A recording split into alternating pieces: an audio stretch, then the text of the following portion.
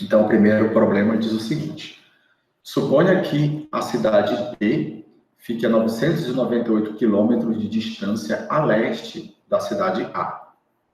A pressão ao nível médio do mar na cidade B é de 992 HPA, enquanto que na cidade a pressão ao nível médio do mar é de 1026 HPA. Primeira pergunta: calcule o valor da força do gradiente de pressão entre as cidades A e B. Segundo, qual o módulo dessa força? E terceiro, qual seria o valor da velocidade adquirida pelas parcelas de ar após 1 hora sobre essas condições. Então, olha só. Então, o problema está dizendo o seguinte: o exercício suponha que a cidade B fique a 998 quilômetros de distância a leste da cidade A. Então, temos duas cidades.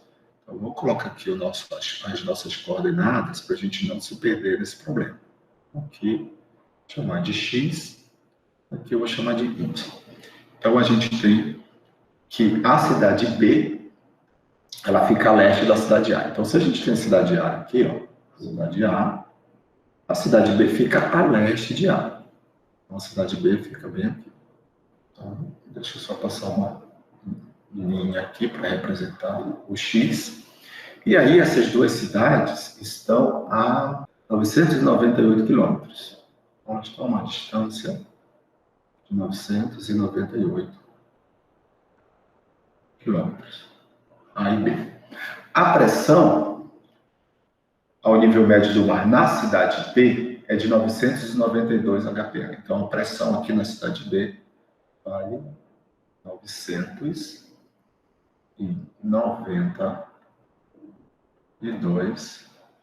HPA. E a pressão na cidade A vale 1026 ao nível médio do mar. 26 HPA. Notem que só com essa informação você já consegue saber que o vetor, né, a força do gradiente de pressão, que aponta na direção da pressão caindo, vai apontar da cidade A para a cidade B. A força do gradiente de pressão vai apontar aqui, ó. Tá? Então, você já sabe que em termos de vetor, né, em termos de valores, a gente vai ter um valor aqui positivo. Tá? Então, ele está pedindo para determinar qual é o valor da força, o valor da força, né, e da magnitude dessa força. E ele também diz que é para a gente considerar para esse problema que a densidade do ar, a gente precisa, né, para usar para calcular essa expressão, para calcular a força do gradiente de pressão, é da ordem de 1,29 kg por metro cúbico. Então, tá aqui. O que a gente sabe também? Então, o que a gente faz para resolver problemas desse tipo? Sempre recomendo que a gente, para resolver qualquer tipo de problema, saia das equações gerais. E a equação geral da força do gradiente de pressão é essa aqui, ó. Força, vou chamar isso aqui, força do gradiente de pressão por unidade de massa, certo? É igual a menos 1 sobre ρ gradiente de P. Então, força do gradiente de pressão por unidade de massa é igual a menos 1 sobre ρ, que multiplica d de P, d de xi, mais d de P, d de YJ, mais d de P, d de ZK. Ok? Vejam que o problema, ele te dá duas cidades que estão, por exemplo, uma a oeste e outra a leste. Então, o problema te diz que a variação ocorre só na direção X, de oeste para leste. Não há informações de variação de pressão nem na direção X e nem na direção Z. Então, eu considero que eu posso descartar as variações de pressão nessas outras duas direções. Então, no final das contas, eu vou ficar com algo dessa forma, ó, força do gradiente de pressão por unidade de massa. Vocês não precisam colocar sempre, sabe, força do gradiente de pressão dividido por massa, mas vocês têm que saber que essa é uma força por unidade unidade de massa. Então, estou só fazendo isso aqui na primeira vez, mas depois eu não devo fazer. Mas aí vocês devem saber que essa força é por unidade de massa. Então, a gente vai ter menos 1 sobre ρ, d de P, d de x, I. Tá certo? Isso aqui é o nosso vetor. Aí vamos resolver esse problema. Tá? Então, eu posso dizer que o meu d de P, d de x, no limite de ΔX tendendo a zero, isso aqui pode ser escrito como um ΔP, ΔX. E ΔP, ΔX nada mais é do que a pressão final menos a pressão inicial dividido por essa distância. Tudo bem?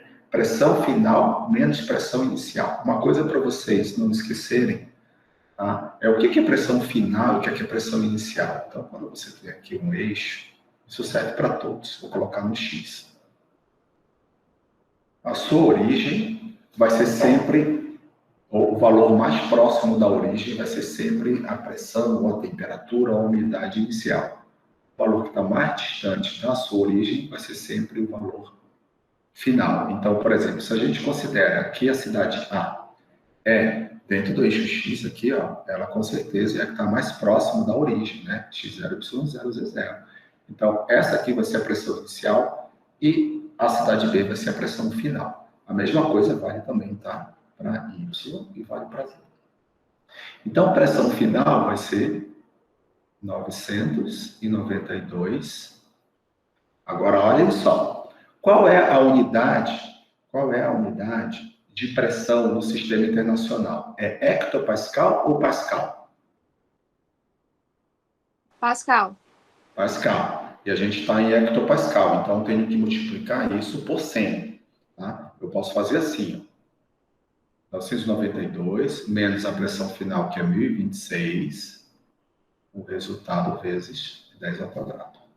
Tá? Então, aí eu tenho um número maior. Se eu deixar em hectopascal, eu vou ter um resultado de um valor relativamente pequeno, que não está correto, ok? Então, isso aqui dividido por ΔX. ΔX é 998 quilômetros. A unidade de distância no sistema internacional é quilômetros ou é metro?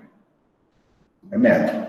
Tá? Então, se é metro, você tem que transformar isso aqui de quilômetros para metros. Então, você vai multiplicar isso aqui por 10 a terceira, que é 1000. Tá? Então, aí você vai ter ΔP dividido por ΔX vai ser igual a menos 3.400 dividido por 998 vezes 10 a terceira, 3,4 vezes 10 é menos 3. Então, Pascal sobre metro. Tá? Então, calculado aqui. Então, calculou essa parte aqui, ó. ΔP, ΔX. Então, a gente tem força, o gradiente de pressão por unidade de massa, igual, tem o menos da equação, né? 1 sobre o valor da densidade é 1,29. Está no sistema internacional, tá certo? Então, vai sair tudo como 1 metro por segundo ao quadrado, vezes o menos 3,4 vezes 10 a menos 3, daqui do ΔP, ΔX, isso aqui dá aproximadamente quanto? Então, esse primeiro problema daria 2,64 vezes 10 a menos 3i. Por quê? Porque é um vetor. Então, o resultado, como esperado, ele não dá negativo. Ó. Lembra que eu falei para vocês? Olha para onde está apontando a força. A gente não pode dizer também que existe vetor positivo, né? Porque o vetor tem módulo, direção e sentido. São as grandezas escalares que podem ser positiva ou negativa, mas vetores não. Mas isso aqui é só para ficar claro para vocês que ó, ele vai apontar numa direção de x crescendo. Tá? Então, ele não daria negativo, do jeito que a gente viu aqui. Ó. Então, cortou esses sinais, ele ficou positivo. Esse aqui é o valor da força do gradiente de pressão. Ótimo. Então, esse foi o problema. Esse aqui foi o A. Certo? O B, ele está pedindo um módulo, né? Ele está pedindo, deixa eu ler aqui, qual o módulo dessa força. Então, ele está pedindo para calcular o módulo da força do gradiente de pressão por unidade de massa. Então, é pegar essa componente, elevar ao quadrado e tirar a raiz quadrada. Isso aqui vai dar também 2,64 vezes 10 a menos 3, só que metros por segundo ao quadrado. E aí, o problema C pergunta. O problema C diz, qual vai ser a velocidade que essa parcela vai adquirir após... deixa eu ver só aqui o valor. Após 1 hora, né? Então, após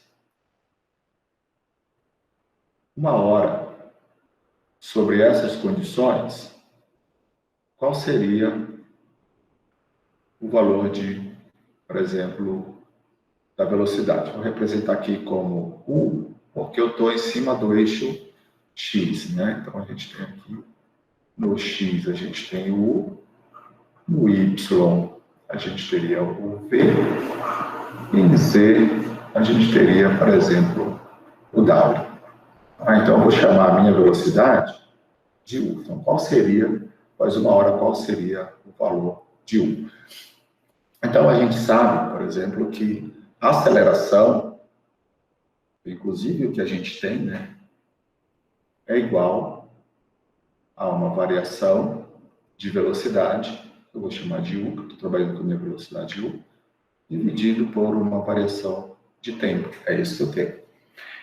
Então, o ΔU nada mais é do que, por exemplo, uma velocidade final menos uma velocidade inicial dividido por um intervalo de tempo qualquer.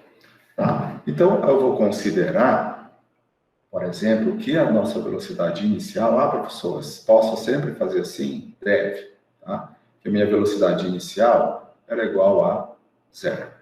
Então, a nossa parcela de fluido não tinha velocidade inicial. E eu posso usar essa equação aqui, quando a gente considera que a aceleração ela é constante, ela não muda com o tempo. Tá? Então, essa variação aqui, ΔU, ΔT, ΔV, ΔT, por exemplo, seria uma variação de velocidade constante. Então, eu tenho aqui que o A é igual ao final, por exemplo, dividido por um ΔT, que me implica que a velocidade que eu quero, que eu estou chamando agora de UF, seria A, que é a aceleração, vezes o intervalo de tempo. O final seria igual a, que é o valor que a gente encontrou no problema, que é 2,63 vezes 10 a menos 3, né, metros por segundo, vezes o intervalo de tempo que eu tenho. Qual é o intervalo de tempo que foi dado para a gente? 1 hora. Muito bem, 3.600 segundos. Isso aqui vai dar 9,5 metros por segundo. Esse é o valor da velocidade que a parcela de fluido iria apresentar sobre essas condições durante 1 hora.